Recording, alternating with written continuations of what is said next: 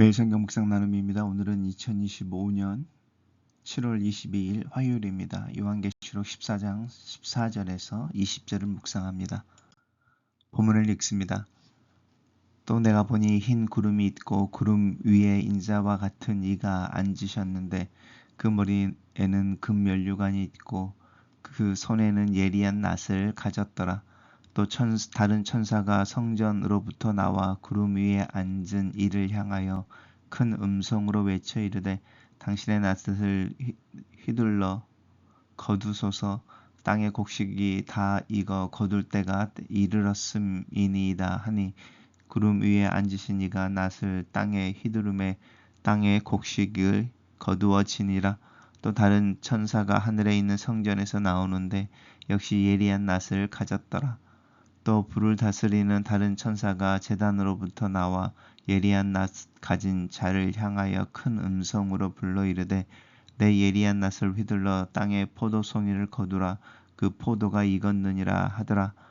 천사가 낫을 땅에 휘둘러 땅의 포도를 거두어 하나님의 진노의 큰 포도주 틀에 던짐에 성 밖에서 그 틀이 밟히니 틀에서 피가 나서 말 굴레에까지 닿았고 1600 스다디온에 퍼졌더라. 마지막 날의 추수에 대한 이야기입니다.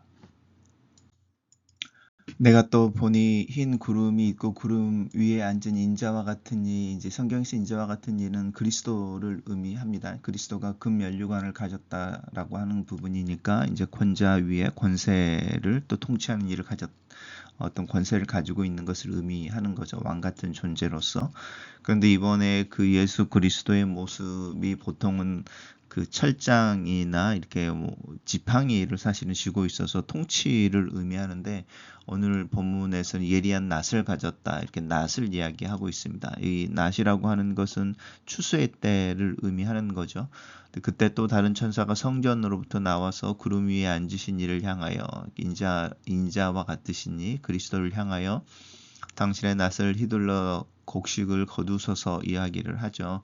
그래서 이제 이 땅의 곡식이 다 익어 거둘 때가 됐다라고 하는 이 땅의 곡식은 성도들을 의미합니다. 구름 위에 앉으신 이가 낫을 땅에 휘두르며 땅의 곡식이 거두어졌다. 근데 이제 또 다른 천사가 하늘에 있는 성전에서 나오는데 또 역시 예리한 낫을 가졌다. 이번에는 이제 다른 천사입니다. 예리한 낫을 가진 다른 천사인데 불을 다스리는 천사가 제단으로부터 나옵니다. 이제 그 14절과 15절에 구름 위에 인자와 같은 이가 앉아 있고 성전으로부터 나온 천사가 이제 추수할 때가 되었음을 외치는데 이번에는 하늘의 성전으로부터 나오는 천사가 있고 불을 다스리는 다른 천사가 성전으로부터 나온 다른 천사에게 추수를 이야기하고 있습니다. 이 다른 천사가 이 불을 다스리고 제단으로부터 나왔다라고 하는 부분과 성전으로부터 나왔다라고 하는 이 부분이 이렇게 비교되어지고 있습니다.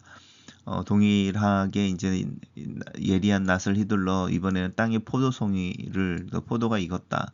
성경에서 일반적으로 포도라고 하는 부분이 이제 과수원이 이스라엘을 많이 이제 상징할 때가 많은데 오늘 본문에서 좀 다릅니다. 땅의 포도송이와 땅의 곡식이 이제 비교되어지고 있는데 땅의 곡식이 예수 그리스도를 믿는 성도들이라고 할 때 이 땅의 포도송이는 그야말로 땅에 있는 그 예수 그리스도를 모르는 사람들 아니면 하나님을 대적하는 이들 또 우상 숭배하는 이들이라고 할 수 있습니다. 이 천사가 낫을 땅에 휘둘러 땅의 포도들을 거두고 큰 포도주 틀에 넣었다. 그 성 밖에 그 틀이 밟히니 틀에서 피가 나서 말 굴레까지 닿았다. 이 말 굴레라고 하는 것은 이제 포도주 틀에 수확한 포도송이들이 들어가고 그 틀이 이제 그 포도주를 짜기 위해서 돌아가는데 이제 아마 말을 사용하는 이제 방법을 썼던 것 같습니다. 이렇게 말로 맷돌을 돌린다 이런 걸 연상해 보시면요. 그래서 거의 말의 얼굴 가까이 아니면은 이제 그 말의 목을 묶는 이 부분이죠. 거기까지 가까이 이제 이 피라고 하는 부분이 쌓였다라는 거죠. 그러면 한 1.5m 정도의 깊이인 거죠. 깊이가 물이 이렇게 피가 나서 이제 그 피가 나서 잠기게 되는데 말에 이렇게 말이 머리를 대고 있을 때 말의 그 머리까지 얼굴이 닿을 만큼의 높았다. 한 1.5m 정도. 1600 스타디온까지 퍼졌다라고 하는 이 1600 스타디온이라고 하는 것은 스타디온이 이게 이제 길이인데요. 한 1850 정도, 1850 정도의 길이여서 185m 정도가 한 스타디온이라고 하는 거니까 1600 스타디온이라고 하면은 대략적으로 한 300km 정도? 그게 이제 강이 형성되는 거죠. 하나님의 진노의 큰 포도주 틀이라고 하는 심판을 의미하는 것이고, 거기에 이제 들어간 포도주들이 피가 나서 그 피의 강이 이루어지는데, 깊이가 한 1m 50이었고, 길이가 한 300km까지 흘러갔다. 이렇게 이야기하는 부분이어서요.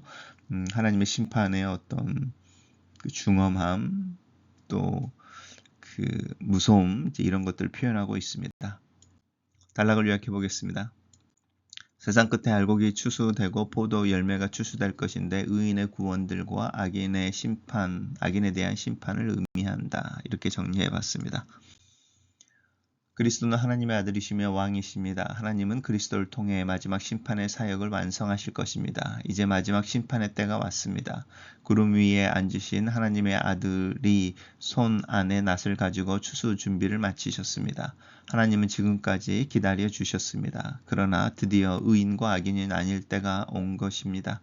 마지막 날 주님의 날카로운 낫 앞에서 우리의 삶은 곡식 창고 안으로 거두어질 것 같습니까?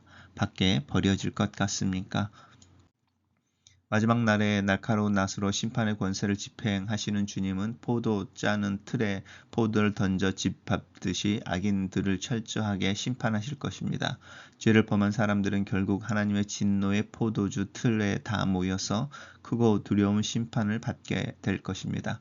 다가오는 이 무서운 심판에서 나는 구원을 받을 만한 믿음을 가지고 있습니까? 의인들의 추수는 하나님의 명령으로 시작됩니다. 심판받을 악인들의 추수는 제단에서 나온 천사의 말로 시작됩니다. 제단은 성도의 기도가 드려지는 곳이기 때문에 성도들의 기도가 심판의 최종적인 원인이라는 것을 보여줍니다. 하나님은 성도들이 땅에서 당하는 모든 고통을 다 보고 계시며 그들의 기도와 함께 이 세상을 통치하십니다. 오늘 우리의 기도의 내용은 무엇입니까? 하나님의 계획을 실행하는 일에 우리가 기도로 동참한다는 특권을 가지고 세상을 중보하며 하루를 살아갑시다. 의인의 추수는 거두어 들이는 것이지만 악인의 추수는 진노의 포도주 틀에 마구 던져지는 것입니다. 성도를 모으는 추수와 죄인들을 심판하는 것이 동시에 이루어지는 것은 그만큼 악에 지지하는 성도들에게 큰 용기와 격려가 될 것입니다. 마지막 추수의 그날을 바라보며 무엇을 하든지 하나님 편에서 하나님과 함께 살아갑시다. 글로 쓰는 기도입니다. 하나님께서 이 세상을 추수하시는 날에 나는 알곡으로 구별되어 하나님의 곳간에 거두어지게 되기를 기도합니다. 내 믿음을 자랑하지 않고 예수 그리스도의 은혜와 보혈을 의지합니다. 그리스도를 통하여 나에게 보여진 하나님의 사랑에 대해 감사를 드립니다. 내 안에 계셔서 그리스도의 복음을 믿게 하시며 그 복음을 느끼고 살아가게 하시는 성령의 도우심에 감사를 드립니다. 내 삶에 일관성 있는 믿음의 실천이 있게 하시고 복음이 흘러가는 하루를 살게 하시옵소서. 하나님의 추수의 날이 심판이나 재앙이 아니라 격려와 위로, 축복의 날이 되는 신실한 삶을 오늘도 살 수 있도록 도와주시옵소서. 예수님 이름으로 기도합니다. 아멘.